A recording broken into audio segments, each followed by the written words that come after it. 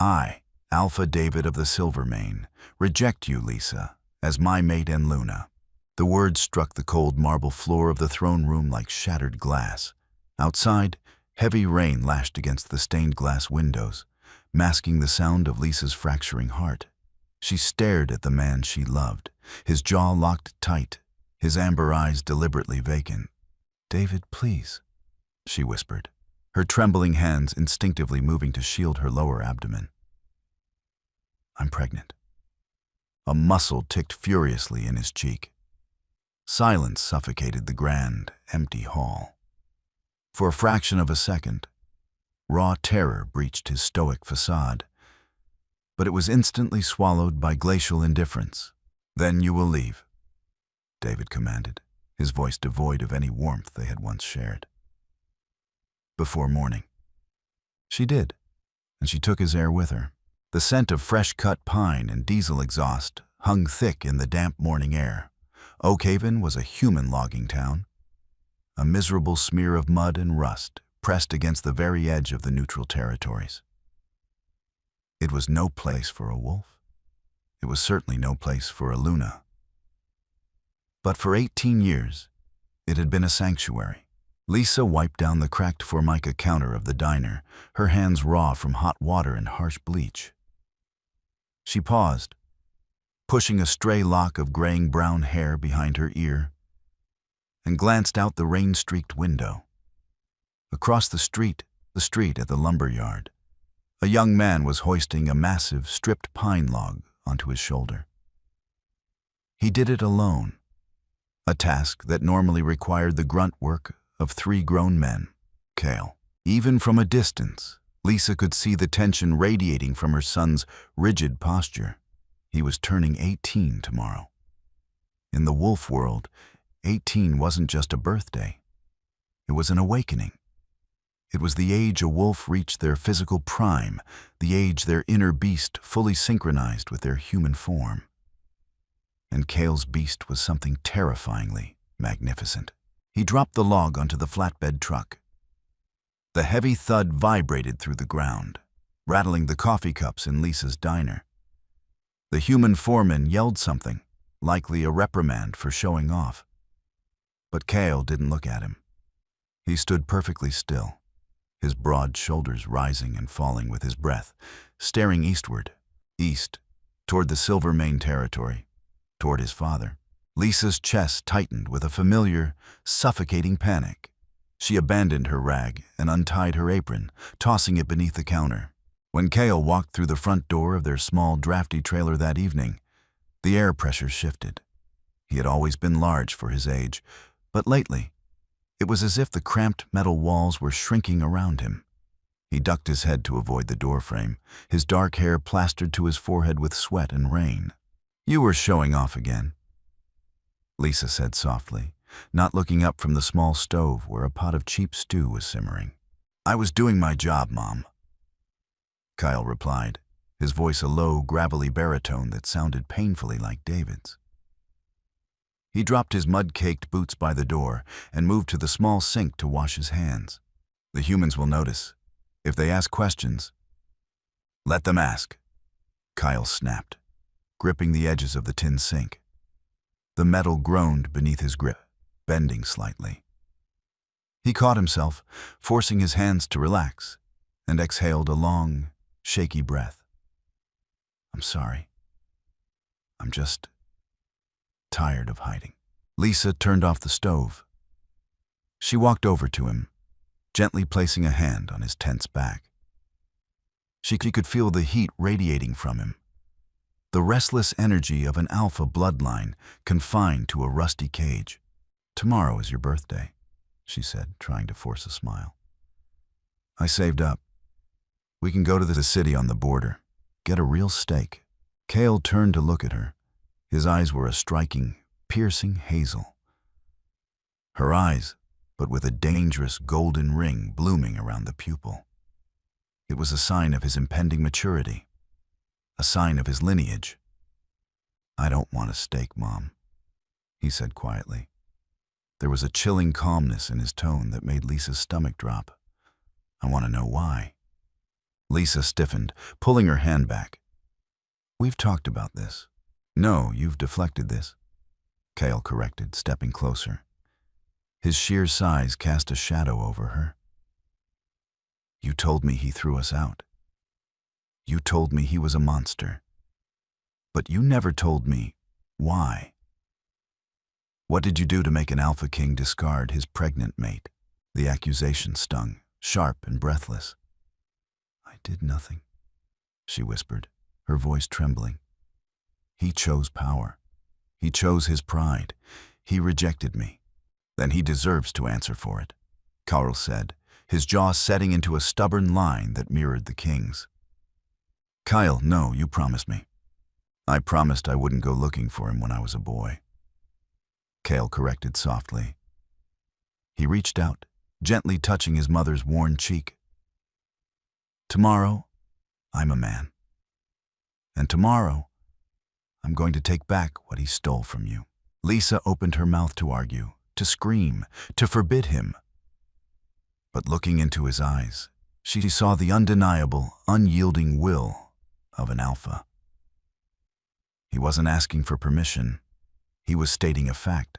The capital of the Silver Mane Pack was a sprawling metropolis woven into the heart of an ancient forest. Skyscrapers of glass and steel spiraled up alongside colossal redwood trees, a perfect synthesis of modern wealth and primal dominance. To Kale, whose entire life had been composed of rust, mud, and cheap linoleum, the sensory overload was staggering. He stood at the edge of the Grand Plaza, a duffel bag slung over his shoulder. The air here was different. It smelled of wealth, power, and overwhelming territorial dominance. Every inhale brought a complex tapestry of scents, thousands of wolves, all marked and bound to the Alpha King. Kyle kept his head down, suppressing his own scent as best as his untrained abilities allowed. He navigated through the bustling crowds of elegantly dressed lycans, heading toward the massive amphitheater that dominated the city's center. Banners of silver and black fluttered in the wind, bearing the emblem of a roaring wolf. Today marked the beginning of the Ascension Gauntlet. It was a brutal, ancient tradition. Once every 5 years, any wolf, regardless of rank, pack, or rogue status, could enter the arena. The victor earned a place in the king's elite guard, wealth beyond measure, and most importantly, a single boon. A granted wish from the Alpha King himself, up to and including a challenge for a territory, or a challenge for a throne. Kale approached the registration tables set up beneath the stone arches of the arena. Heavily armed guards in silver armor watched the hopefuls with bored, predatory eyes. Name and affiliation, a bored clerk asked, not looking up from a glowing tablet. Kyle, he rumbled, no pack, rogue. The clerk paused, glancing up. His eyes widened marginally at Kale's imposing physique, then narrowed with disdain at his faded, human-made clothes. Last name? Just Kale. The clerk smirked, tapping the screen. Fine. Enter through gate 4. You'll be in the preliminary blood pits. Don't die before the crowd gets to their seats, rogue. Kale didn't flinch. He took his stamped token and walked toward the dark, yawning entrance of the arena. He was finally here. Miles away, in the quiet, damp silence of the Oakhaven trailer, Lisa dropped a cracked coffee mug. It shattered against the linoleum. She had woken up to a stillness that felt entirely wrong. Kale's boots were gone. His heavy winter coat was gone. Panicking, she rushed into his small bedroom. The bed was made, a rare occurrence. Resting squarely on the center of the pillow was a single piece of folded paper. Her hands shook violently as she opened it. Mum, I love you. I can't let you live like this anymore. I'm going to the gauntlet. I will win, and I will make him look you in the eye and apologize. Stay safe. Don't follow me. A sob tore through Lisa's throat, ragged and desperate. You foolish, brave boy, she choked out, crushing the note in her fist.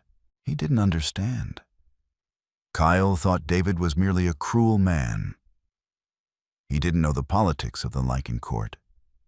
He didn't know about the Elder Council, the blood curses, or the ruthless paranoia that governed the capital. An unrecognized royal bastard entering the king's arena wouldn't be granted a duel. He would be executed for treason before the finals even began. Lisa dropped to her knees at the edge of Kyle's bed.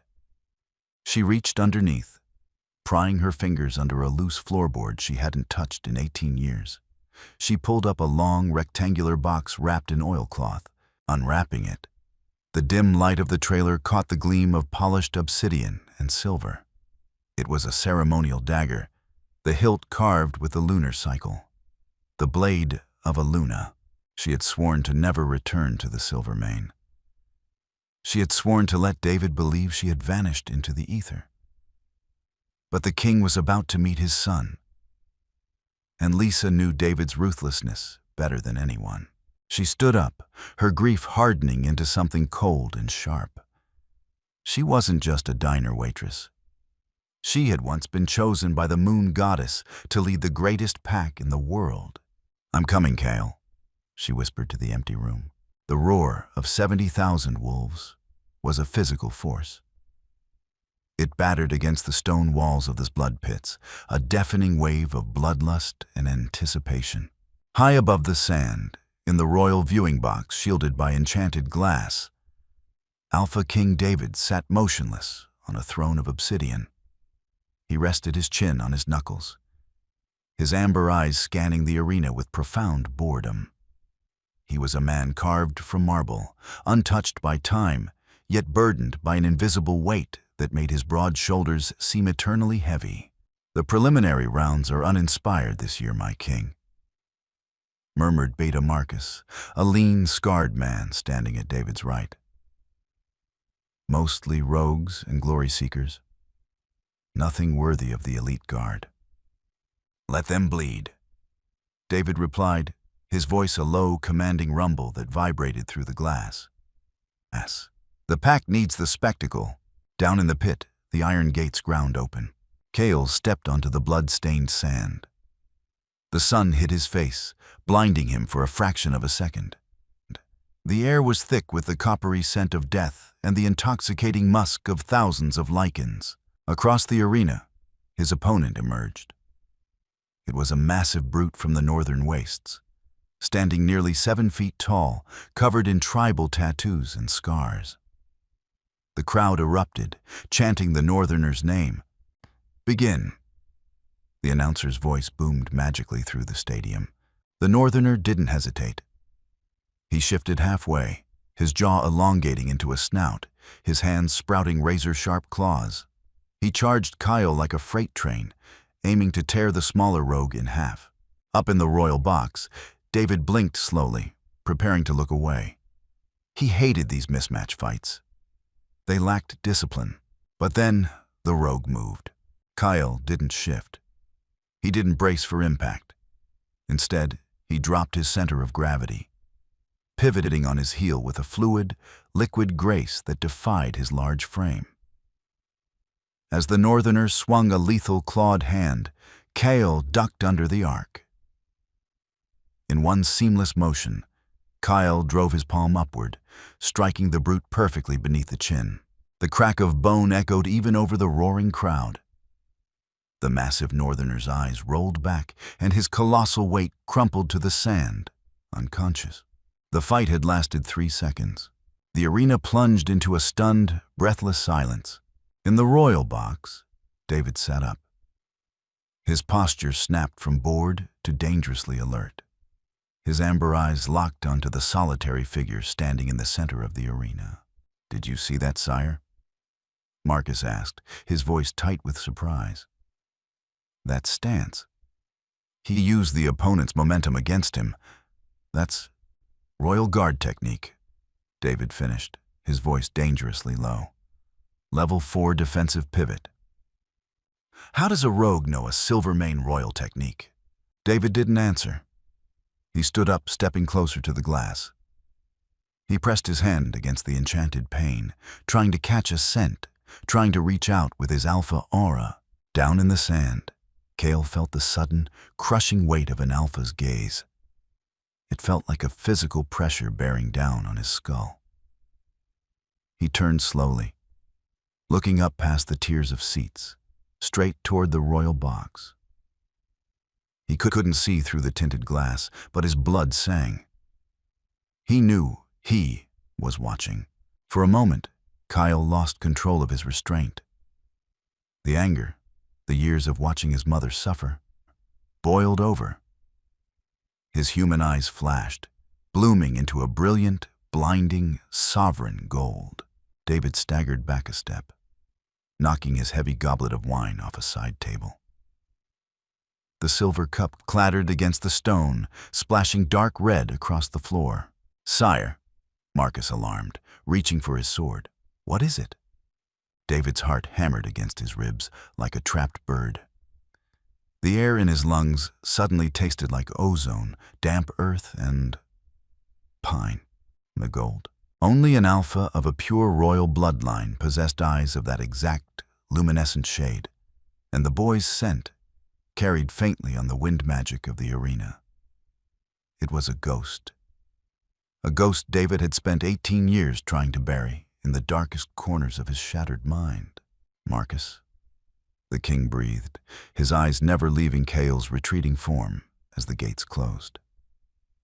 "Find out everything there is to know about that boy. Now." The underground holding cells of the arena were a labyrinth of cold stone and iron bars. The air reeked of adrenaline, fear, and medicinal salves. Kyle sat on a wooden bench in a dimly lit corner, wrapping his knuckles with coarse linen. He had survived the preliminary rounds, winning 3 more fights. None had lasted longer than a minute. He hadn't shifted once. "You fight like you've got something to prove, rogue." Kyle looked up. Leaning against the iron bars of his cell was a woman. She was tall, with striking silver hair braided tightly against her scalp, and she wore the sleek, dark leather armor of the king's elite. "I fight to win," Kyle rumbled, pulling the linen tight with his teeth. "You fight with anger," she corrected, her dark eyes evaluating him. "Anger makes you sloppy. You were lucky that third brute was slow, or he would have caught your flank." She paused, tilting her head. "I'm Captain Vanya. Who taught you to fight?" "I taught myself." Vanya laughed, a short, sharp sound. Self-taught rogues don't execute a crescent kick with perfect form, and they certainly don't flash gold. Her voice dropped an octave, losing its casual tone. "The king wants to see you." Kale's hands stilled. His heart hammered a sudden violent rhythm against his ribs. "This is it," he thought. "This is what I came for." "Lead the way," he said, keeping his voice carefully neutral. Vanya escorted him through winding corridors, away from the stench of the blood pits and into the opulent underbelly of the royal viewing decks. The stone floors transitioned to plush carpets, and the air grew thick with incense and power. They stopped before heavy oak doors carved with the Silvermane crest. 2 hulking guards stepped aside as Vanya pushed the doors open. "The rogue, my king," Vanya announced, bowing deeply before stepping back and closing the door, leaving Kyle alone. The room was vast, lined with ancient books and weapons. At the far end stood Alpha King David. I was facing a massive fireplace, his back to Kale. Even motionless, the king radiated an aura of absolute dominance that pressed against Kale like a physical weight, urging him to submit, to kneel. Kale locked his knees, clenching his jaw against the instinct. "What is your name?" David asked, his voice low, filling the room without echoing. "Kyle." David turned slowly. His amber eyes swept over Kale, intensely analytical, searching for something. For a fleeting second, Kyle saw a flicker of profound pain cross the king's face. So quickly, it might have been an illusion. "Just Kyle?" David asked, stepping closer. "No family? No pack?" "I don't need a pack.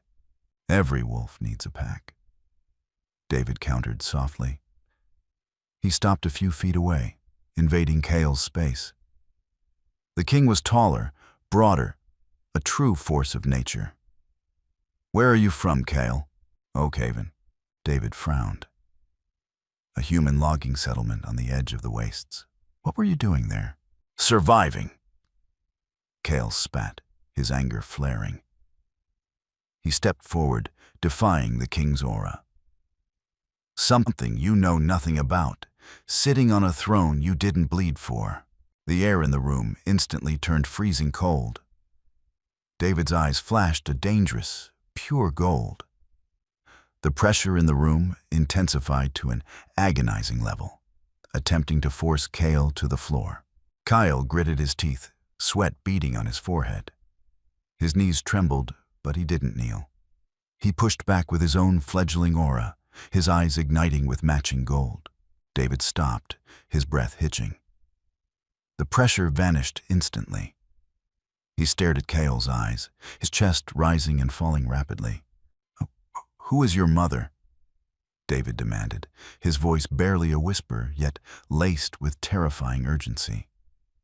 Kale opened his mouth to deliver the blow, to spit his mother's name like venom.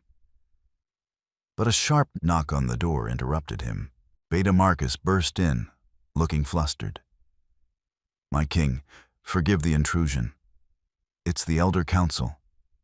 They demand your presence in the High Chamber. Lord Malachor is questioning the legality of allowing an unregistered rogue into the semi-finals." David didn't look away from Kale for a long moment. His expression was a storm of conflicting emotions. Finally, he turned to Marcus. "Tell Malachor I am coming. Have the boy escorted back to the holding cells, securely." As guards grabbed Kale's arms, David looked back one last time. "This isn't over, Kale." The journey from Oakhaven to the capital had taken 2 agonizing days. Lisa arrived in the lower districts as the sun began to set, casting long, bloody shadows over the stone streets. She wore a heavy cloak, her hood pulled low to hide her face, and moved with a quiet urgency born of desperation. She needed to get into the arena. She needed to reach Kale before the finals tomorrow. The city was frantic with festival energy. Vendors shouted over the din, selling meats and trinkets. Lisa navigated the alleys by memory. She knew this city better than she knew herself. She had helped design its defenses when she was Luna. She slipped into a narrow passageway behind a row of taverns, intending to use the old servant tunnels that connected the lower city to the arena's underbelly. "Lost little human?" A voice rasped from the shadows. 3 rough-looking lichens stepped out, blocking her path. Their eyes glinted yellow in the gloom, their scents sour with cheap ale and ill intent. They weren't Silvermane Pack members. They were drifters drawn by the gauntlet. "Let me pass," Lisa said softly, keeping her head down. "Not a human scent." One of them sneered, stepping closer and sniffing aggressively. "Smells like old pine and dust, a washed-up rogue. You got any coin, Granny?" Lisa sighed. She didn't have time for this. She reached beneath her cloak, her hand closing around the cool obsidian hilt of her dagger. "I won't ask again," she said, her voice chillingly calm. She didn't use an alpha command, but 18 years of surviving on the edge of the world had hardened her tone into something undeniably lethal. The lead drifter laughed, lunging for her hood. Lisa moved in a blur. She sidestepped his clumsy grab, her arm whipping out. The obsidian blade caught the dim light as it sliced across his forearm. A shallow but agonizing cut. The man howled, stumbling back. The other 2 growled, beginning to shift, fur sprouting along their jawlines. Suddenly, a massive figure dropped from the rooftop above, landing between Lisa and the drifters with a heavy thud. The ground cracked beneath heavy combat boots. It was Beta Marcus. He didn't draw a weapon. He merely released his aura, a crushing wave of beta authority that drove the three drifters to their knees, whining in submission. "Get out of my city," Marcus commanded, his voice like grinding stone. The drifters scrambled away, disappearing into the darkness. Marcus turned slowly, brushing dust from his tailored coat. He looked at the hooded woman. "You move well for a rogue," he began. But then he paused. He took a step closer, his eyes narrowing. The faint scent of pine. It was weak, masked by travel and rain, but it triggered a memory so old it felt like a past life. Lisa froze, her grip tightening on the dagger. She knew Marcus. He had been David's closest friend. "Show me your face," Marcus ordered, his tone shifting from authoritative to a hesitant, trembling whisper. Lisa knew she was trapped. Slowly, she reached up and pulled back her hood. Marcus staggered backward, all color draining from his scarred face. His mouth opened, but no sound came out. He stared at the graying hair, the tired lines around her eyes. But underneath it all, he saw the face of the woman they had mourned. "Luna!"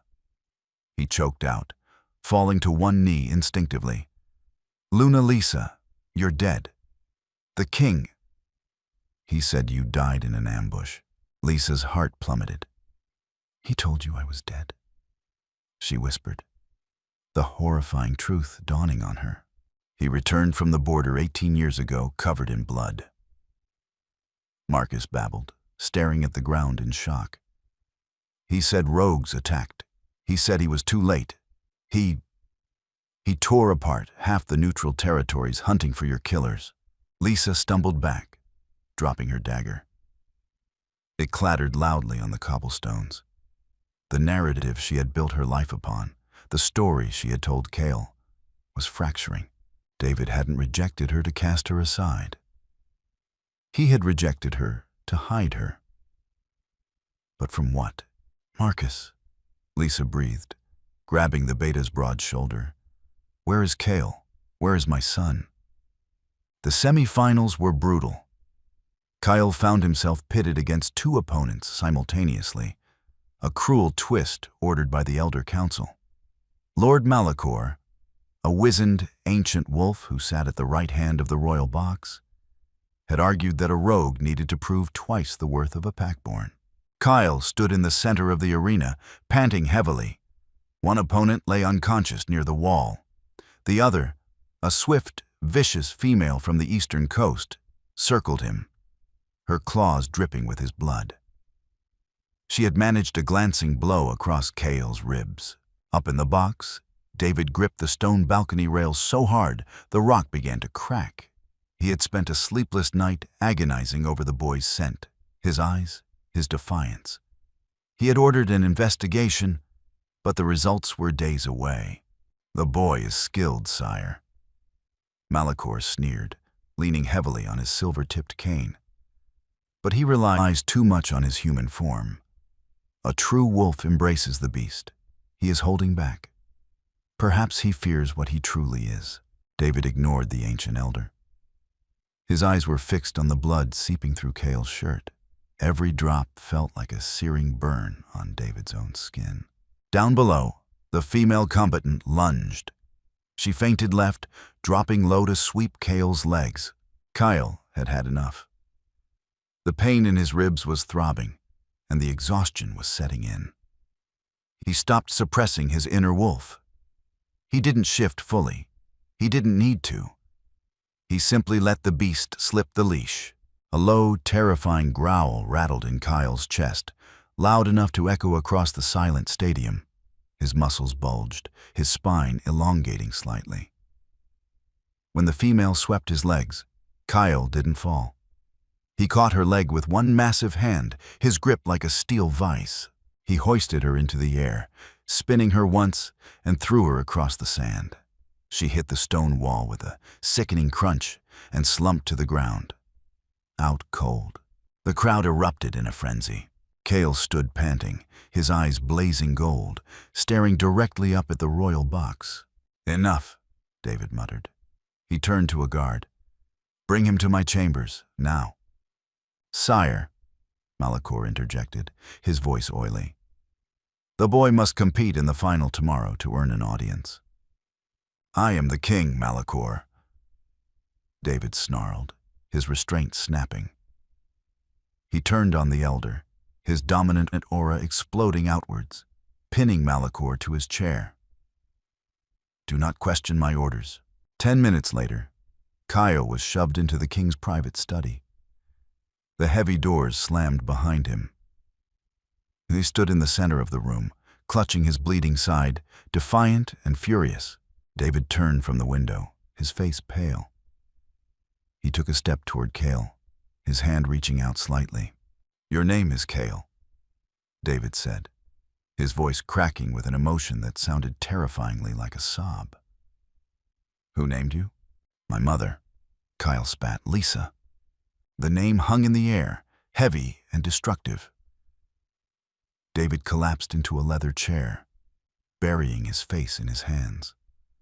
A raw, guttural sound tore from his throat, a sound of profound agony. "She's alive," David wept, the formidable Alpha King breaking down before the teenage rogue. "She's alive." Kale frowned, his anger momentarily stalled by the king's reaction. "You threw her out. You rejected her while she was pregnant." David snapped his head up, his eyes bloodshot. "Rejected her? I saved her life." He stood up, pacing the room frantically. 18 years ago, Malachor and the Elder Council discovered a prophecy. A child born of the Silver Mane King and a Luna with seer blood would bring ruin to the old ways. They ordered me to execute her. When I refused, they threatened to tear the pack apart in a civil war and slaughter her themselves. David stopped in front of Kale, his expression anguished. "I had to sever the mate bond in front of the court. I had to make them believe I hated her, that she was exiled and dead to me, so I could smuggle her out. I staged an attack. I faked her death to keep the council from hunting her down. I broke my own soul to keep her, to keep you safe." Kyle stared at him, the foundation of his entire life crumbling. The monster he had trained to destroy was just a man who had sacrificed everything. Before Kale could process the revelation, a massive explosion rocked the palace. The heavy oak doors of the study blew inward, splintering into shrapnel. Through the dust and smoke, heavily armed guards wearing the insignia of the Elder Council stormed in, their weapons drawn. At their head was Lord Malachor, a cruel smile twisting his ancient face. "A touching reunion," Malachor sneered. "But the prophecy was clear, David. The abomination must die. And since you failed your duty 18 years ago, the council will relieve you of your crown today." The smoke from the blasted doors had barely begun to settle before Malachor's assassins surged into the study. They were armed not with traditional swords, but with heavy crossbows loaded with silver-tipped quarrels, weapons specifically designed to bypass lichen healing and deliver agonizing, instantaneous death. Time seemed to fracture into slow, jagged fragments for Kale. For 18 years, his entire existence had been fueled by a singular, burning hatred for the man standing in front of him. But as the first volley of silver bolts tore through to the air, that narrative disintegrated. David didn't hesitate. He didn't shift or call for his guard. With a feral roar that shook the very foundations of the palace, the Alpha King threw his massive body directly in front of his son. 2 sickening thuds echoed over the chaos. David gasped, his back arching as 2 silver bolts buried themselves deep into his left shoulder and thigh. Smoke immediately began to hiss from the entry wounds, the toxic metal burning his flesh from the inside out. He dropped to one knee, a low, guttural snarl of pain escaping his lips. But he didn't fall. He kept his broad frame positioned as an impenetrable shield between the assassins and Kale. "Father!" Kyle yelled. The word tore from his throat before he could stop it. An instinctual, primal cry. "Stay behind me!" David ground out, his amber eyes blazing with a protective fury that defied his catastrophic injuries. He reached over his shoulder, gripping the shaft of the bolt lodged there, and with a sickening crunch, snapped it in half to stop it from tearing deeper. "Kill them both!" Malachor shrieked from the safety of the corridor, his ancient face twisted in a mask of desperate malice. "The king has committed treason against the bloodline." The assassins dropped their crossbows and drew silver-edged broadswords, rushing into the room. Kael's vision swam with red. The scent of his father's burning blood was a catalyst, igniting a dormant, terrifying power deep within his chest. The golden ring in his eyes expanded, entirely eclipsing his human iris. The beast inside him, the one he had suppressed for years in the muddy squalor of Oakhaven, broke its chains. He didn't fully shift. The enclosed space of the study would make a full wolf form a disadvantage. Instead, Kael channeled the transformation into his musculature and reflexes. He vaulted over David's kneeling form, meeting the first assassin midair. Kael caught the man's sword arm, twisting it with a sickening pop that shattered the elbow, then drove a devastating knee into his chest. The assassin flew backward, crashing into a heavy mahogany bookshelf. David, fighting through the paralyzing agony of the silver, lunged upward. He fought with a brutal, terrifying efficiency, relying on pure, unadulterated strength. When an assassin swung at Kael's blind spot, David caught the silver blade with his bare hand. The metal seared his palm, filling the room with the stench of burning flesh. But David didn't even flinch. He ripped the sword from the man's grasp and drove the pommel into his skull. Father and son fought back to back in the ruined study. They had never trained together, never spoken more than a handful of sentences. Yet they moved in perfect, lethal synchronicity. It was the undeniable song of their shared bloodline, a devastating ballet of violence that left Malachor's elite assassins broken on the floor. Within 90 seconds, only Malachor remained standing in the doorway, his eyes wide with disbelief as his forces lay groaning or unconscious around him. David leaned heavily against a ruined desk, panting, his left leg buckling under the dark, spreading stain of silver poisoning. Kael stood over him, his chest heaving, his hands dripping with the blood of their enemies. "It's over, Malachor," David rasped, his voice ragged but dripping with absolute authority. "No," Malachor hissed, pulling a small glowing black stone from his robes. It was a blood oath stone, an ancient relic of the Elder Council. The prophecy states, "He will ruin the old ways." As long as I hold this, I control the ancient wards of the palace. I will bring this entire fortress down on your heads. Before Malachor could crush the stone, a figure stepped out from the shadows of the corridor behind him. The cold, sharp edge of an obsidian blade pressed gently against the side of Malachor's wrinkled neck. "Drop it," a soft, chillingly familiar voice commanded, "or I will show you exactly how a Luna deals with a traitor." David's heart stopped. The excruciating burn of the silver in his veins vanished, eclipsed by a shock so profound it stole the breath from his lungs. Standing behind Malachor, her graying hair wild, her eyes blazing with an ethereal, silver light, was Lisa. "Lisa," David whispered, the name falling from his lips like a desperate prayer. She met his gaze over the elder's shoulder. The anger and betrayal that had carried her to the capital wavered, softening for a fraction of a second as she saw the silver bolts protruding from his body, the blood pooling at his feet, and the way he had positioned himself to die for their son. The truth she had learned from Marcus finally settled deep into her bones.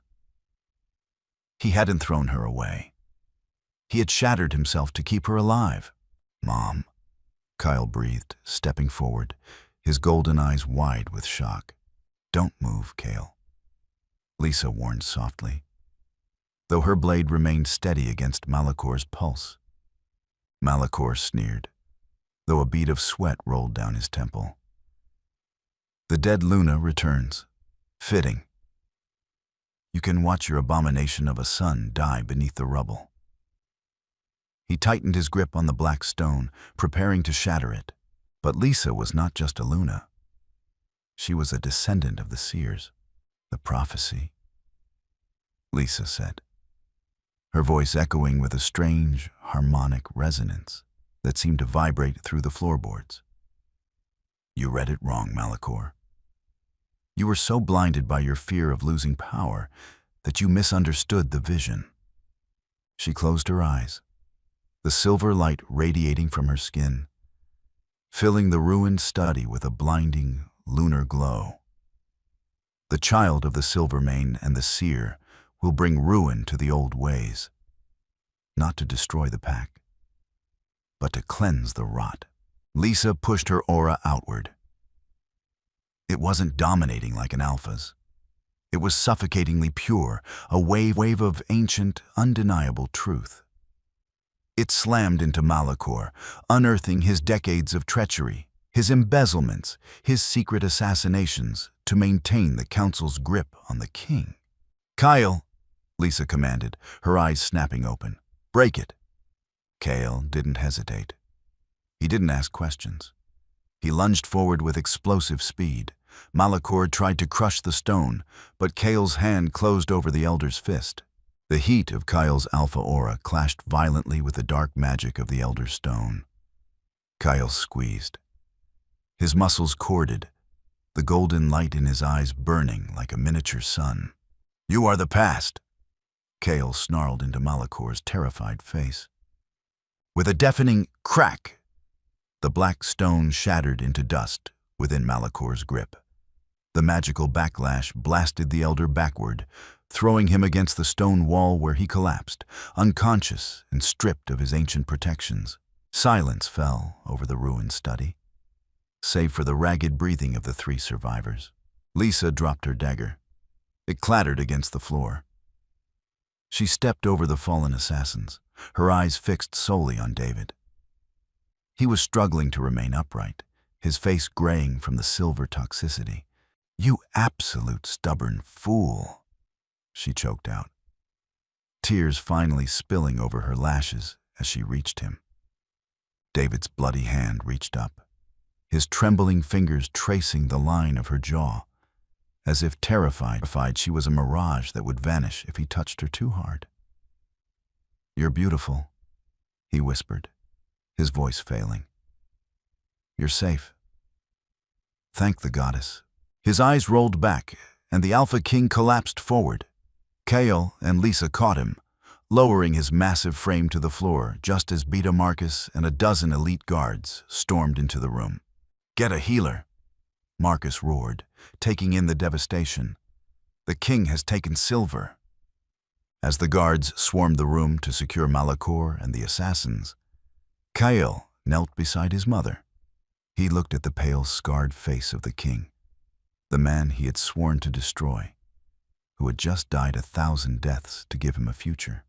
Or he'll live, Lisa whispered fiercely, pressing her hands against David's chest, letting her Luna aura try to soothe his fading heartbeat. She looked up at Kyle, her eyes shining with tears and an iron resolve. He has to. We have 18 years to make up for. 3 days later, the capital was remarkably quiet. The Elder Council had been disbanded, its corrupt members imprisoned awaiting trial based on the evidence Lisa's seer vision had unearthed. The pack was in a state of shock, but the overarching sentiment was one of profound relief. The oppressive, ancient regime was dead. David stood on the grand balcony of the royal wing, leaning heavily on a silver-headed cane. His left arm was in a sling, and he looked older, more worn. But the crushing, invisible weight that had burdened his shoulders for nearly 2 decades was gone. He watched the sun setting over the forest canopy, casting a warm, golden hue over the city of glass and stone. Footsteps approached from behind. Kyle stepped onto the balcony. He wore the dark, tailored clothing of the royal house, though he had stubbornly kept his scuffed combat boots. He looked every inch a prince, terrifying and magnificent. "The healers said you should be in bed," Kyle noted, stopping beside his father. "If I spend another hour in that bed, I will lose my mind," David muttered. He glanced at his son. The tension between them was still there, an awkward, fragile bridge built over a chasm of lost time. But the hostility was gone. "Marcus tells me you refused the commission into the elite guard," David said gently. Cale nodded, looking out over the city. "I don't belong in a uniform, and I don't want a title handed to me." He paused, looking at his hands. "I'm going to travel the neutral territories, help the rogues, the ones living in the mud like we did. They need representation here. I can be that bridge." David felt a swell of profound pride. The boy wasn't just strong, he was wise. "The pack will need an alpha like that one day," David said softly. "Whenever you are ready to come home, your place is here." Cale met his father's eyes. The golden rings were dormant, leaving only the soft hazel he shared with his mother. "Thank you, Father." It was the first time the word had been spoken without anger. David swallowed hard, nodding once. "I'll leave you too," Kyle murmured, glancing back toward the doorway. David turned. Lisa stood in the threshold, framed by the warm light of the royal chambers. She was wearing a simple, elegant dress of midnight blue, her hair falling softly around her shoulders. She looked breathtaking. As Kyle slipped past her, pressing a kiss to her cheek, Lisa walked out onto the balcony. The evening's breeze carried the scent of pine, rain, and the intoxicating magnetic pull of their severed mate bond crying out to be healed. She stopped in front of David. Gently, she reached out, resting her hand over his uninjured heart. "You should have told me," she whispered, the lingering pain of their separation echoing in her voice. "We could have fought them together." "I couldn't risk you," David replied, his voice breaking. He dropped his cane, letting it clatter to the stone floor so he could wrap his good arm around her waist, pulling her flush against him. "If I lost you, Lisa, there would have been no king left. Just a monster." Lisa rested her forehead against his chest, listening to the steady, strong rhythm of his heart. The years of harsh survival in Oak Haven, the pain of rejection, the cold, lonely nights, they all began to melt away in the heat of his embrace.